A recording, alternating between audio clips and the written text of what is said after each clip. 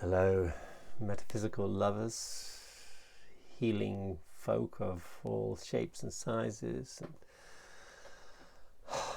tarot devotees and all the rest. Our card of the day today is the reversed High Priestess, who has a very deep and hidden message for us, which can be seen on many different ways. If we have a look at the symbolism, we have this powerful, divine, feminine connection to the spirit, to spirituality, and to a hidden, occult, metaphysical nature. And is this divine feminine priestess who sits between these dark and light pillars of Boaz and Joaquin, and she has this pomegranate tree of life behind her. She has this moon on her forehead, and underneath her feet she is the gateway to the subconscious, gateway to our intuition, and gateway to a lot of our hidden creative psychic powers in life. And so when she comes up reversed,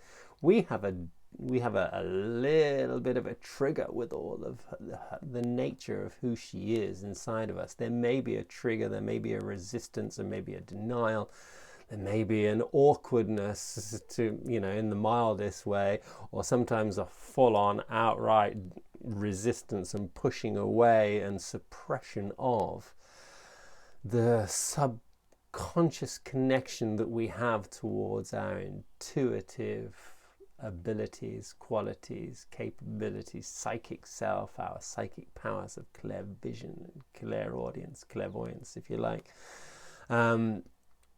And our ability to connect to life through the hidden, through the subtle, through these more witchy powers and witchy subtle abilities that might be waking up inside of us, that might want to wake up inside of us, might be naturally there, but there may be some resistance to them.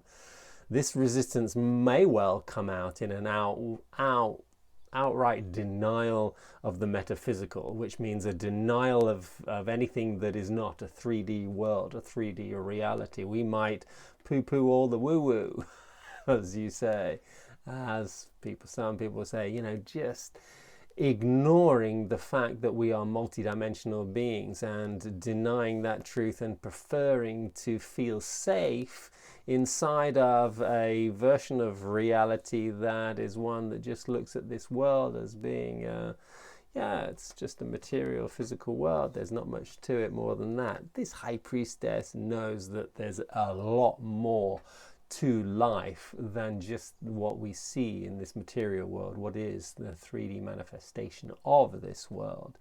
And we have this intuitive knowing, we have this wisdom and this knowledge inside of us. We have this ability to tap into our connectedness to all of life and all of creation that comes out as we become more sensitive and as we connect more deeply to a sense of who we are, and we connect more deeply to subtle abilities that might even be waking up, as I said, in our lives, but we might be resisting through a fear of them. And this fear may well be justified in different ways. If we look at the world, it's a very superficial, we're in a very superficial level or stage of our humanitarian evolution, where we're still buying into our very much materialistic, earthy type viewpoint or vision of what life is, of who we are.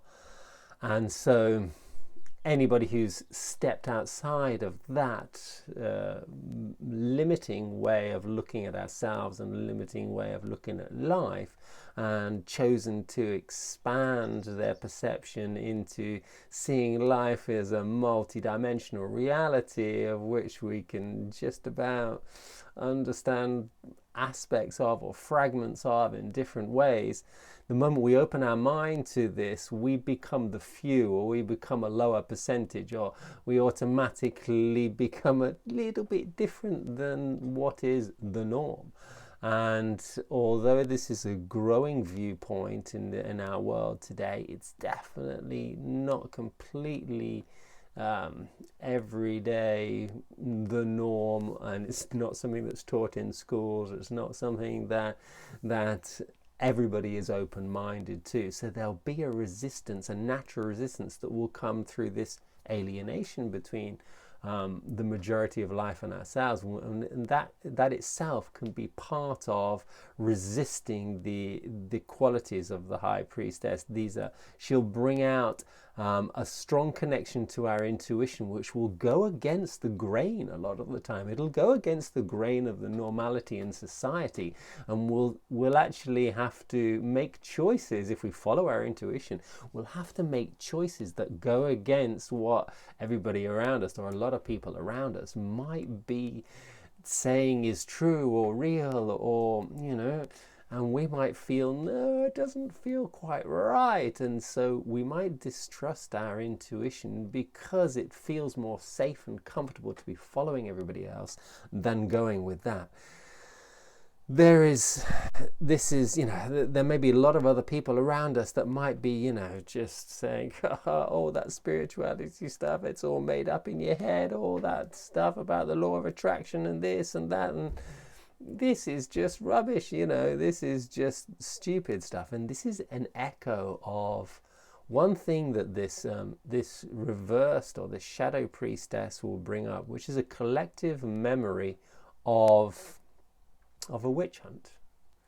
So this is in our collective consciousness. The hunting of witches was part of the usurping of the divine feminine at one time to really create this control and this more masculine orientated version of spirituality, where we can push aside all earth worshippers and the feminine worshippers, and the femininity and all of this old school inner connection to our spirituality, which is, the witches of old were hunted down and were pushed out of society and condemned in a way.